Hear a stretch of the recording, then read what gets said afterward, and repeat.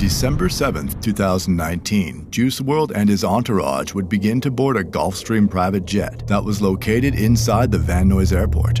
The private jet would eventually take off at 8:23 p.m. PST, with its final destination being the Chicago Midway International Airport. The jet would be airborne for just over 3 hours before safely landing at the Atlantic Terminal in the Chicago Midway International Airport at around 1:28 a.m. CST. But little did Juice WRLD know that the Department of Homeland Security, the FBI, and the Gang Investigation Federal Task Force were waiting for them to land. After landing, Juice WRLD and his entourage were confronted in the lobby of the Atlantic Aviation Building by 3 FBI agents, a canine officer, as well as Officer Romero of the Chicago Police Department's Gang Intelligence Unit. Authorities would then immediately request Officer Mazzillo to have his canine perform a narcotics search on all of the luggage that was on board the private jet, which was already conveniently loaded on 2 separate luggage carts in the lobby. The canine immediately detected narcotics in the luggage on the first cart. Officer Mazzillo would then take the canine outside, where it would later return to detect even more narcotics in the luggage on the second cart. Authorities would then notify Juice WRLD and everyone else that was on board the private jet that the canine detected narcotics in the luggage and that the suitcases were going to be opened and searched. While the search was taking place, Ali Lottie, Juice WRLD's girlfriend, would return from the bathroom and take a seat on the lounge chairs in the lobby with Juice WRLD seated directly in front and to the right of her. Juice WRLD would then slowly turn around to face Ali Lottie and let out a deep loud screech before throwing his arms in the air and falling to the ground. Juice WRLD would then begin to convulse on the ground while blood leaked from his nose and mouth. Ali Lottie began to scream for help. Chicago police officers Michael Botica and Daniel McAuliffe would then claim to immediately start helping Juice WRLD by rolling Juice on his side to help with his breathing. Officer Botica would then call for the Chicago Fire Department while a Homeland Security investigations agent gave Juice WRLD 2 shots of Narcan. Officer Botica would then claim that after receiving the Narcan shots that Juice WRLD would stop convulsing. Juice WRLD was then transported to the Christ Hospital in Chicago by the Chicago Fire Department paramedics, while the authorities would uncover 41 vacuum-sealed bags containing 70 pounds of marijuana and 6 prescription bottles of codeine. After the search, 2 members of Juice WRLD's entourage were taken into custody by police. The first individual was a man by the name of Henry Dean, who was Juice WRLD's personal security guard at the time. Henry Dean was never on the private jet, but was waiting for them to land at the Chicago International Airport along with a limousine service to pick Juice WRLD and his entourage up in. After getting word that Juice WRLD safely landed, Henry Dean would enter the airport to help everyone that was on board the flight with their luggage, but was quickly stopped by authorities. Officers would then ask Henry Dean if he had any weapons on him, which he would inform them that he did, in fact, have 2 firearms on him but has a valid firearms owner ID as well as a concealed carry license. Unfortunately, these licenses did not allow him to carry a concealed firearm inside an airport, and police eventually arrested Henry Dean on 3 charges relating to the firearms he had in his possession.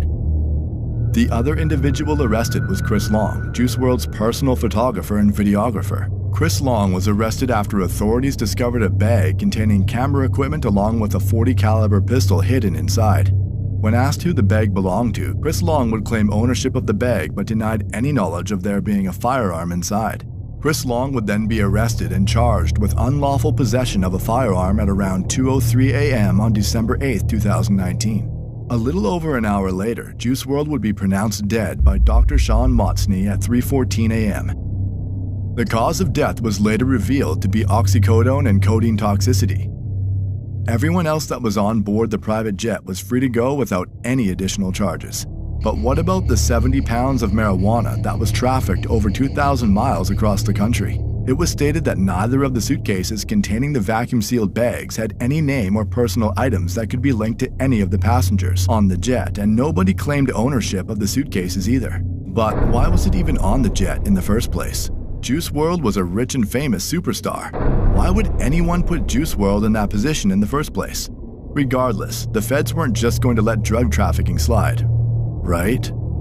After looking further into the police report, something odd stood out to me, and that was the fact that the Gang Investigation Federal Task Force was waiting for them to land. I can understand that if the pilot called in a tip stating that there were narcotics and firearms on board, why the Department of Homeland Security, the FBI, and the police being there, but the Gang Investigation Federal Task Force seemed strange and oddly specific.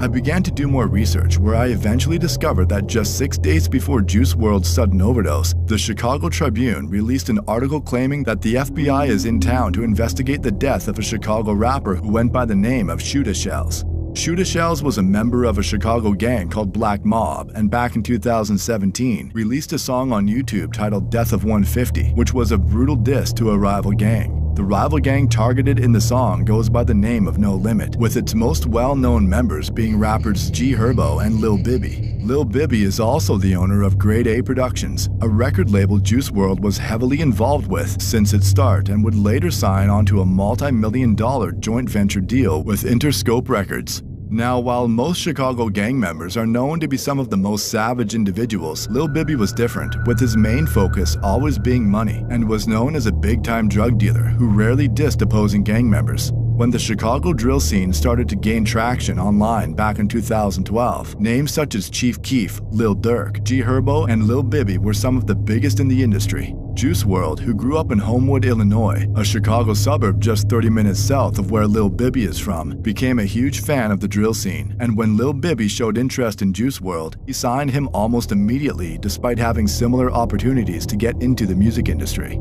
After signing, Juice WRLD, who had no gang ties prior to meeting Lil Bibby, was now acting as if he was a lifelong No Limit gang member, and began involving himself in very serious situations that had absolutely nothing to do with him.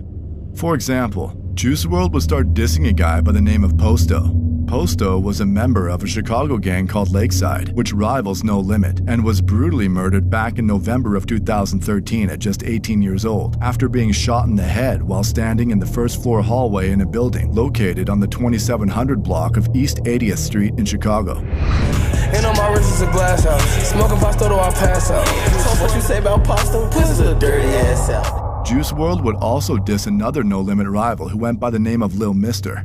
Lil Mister was a well-known Chicago drill rapper and a member of a Chicago gang called Wooga World. On March 15, 2019, Lil Mister was fatally shot in the head after a drive-by on the 7400 block of South Harvard Avenue. He was only 24 years old at the time of his death. We said we smoking on Ghost, smoking on Katie Peck and Posto and Mister the most. Man, I'ma kill you know it though. In addition to all that, Juice WRLD also began to drop rakes, which is a gang sign used to disrespect anyone affiliated with the Gangster Disciples. Hey, we dropping them bitches, ain't we, folks? Most of these subtle yet very serious expressions of disrespect would go over the heads of the majority of Juice WRLD fans, but fans of the Chicago drill scene would immediately take notice and criticize Juice WRLD and No Limit online. One Chicago drill specialist by the name of Rasha947 would comment, "Wow, this is actually shameful. How are No Limit letting him do this meal ticket or not? Straight clown. He would be on this sub if he wasn't famous." Another drill superfan by the name of Throwaway8881 would say, "Herb, Cairo, and Bibby are some clowns for letting him do all this." A now deleted user would respond to that comment with, "It's gotta be awkward these savage hood dudes pretending to vibe with him just for money and clout, when he's clearly some soft suburban dude, and him trying to pretend he can relate to their savage mentalities." These situations are prime examples to show the lengths Juice WRLD would go in order to fit in with the No Limit street gang.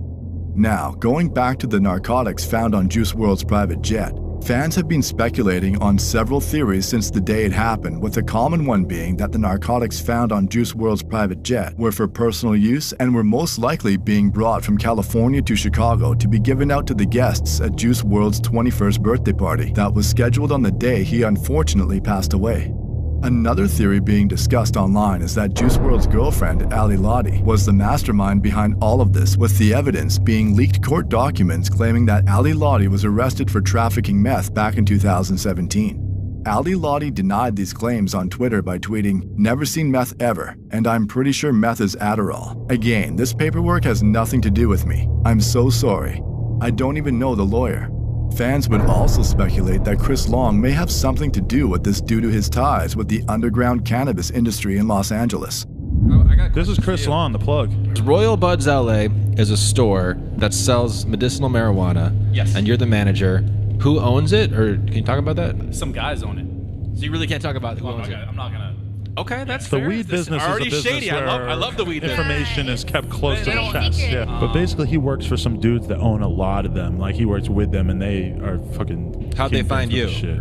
And others, more specifically the Chicago drill scene, would speculate that No Limit was behind all of this the whole time, with one highly upvoted comment in particular stating, Juice WRLD was getting extorted, even though some people like to deny it. Another user would respond shortly after saying, thank you. Why would Juice WRLD be traveling on a jet with so much weed? No Limit was using him as a crash dummy. He just so happened to be a superstar.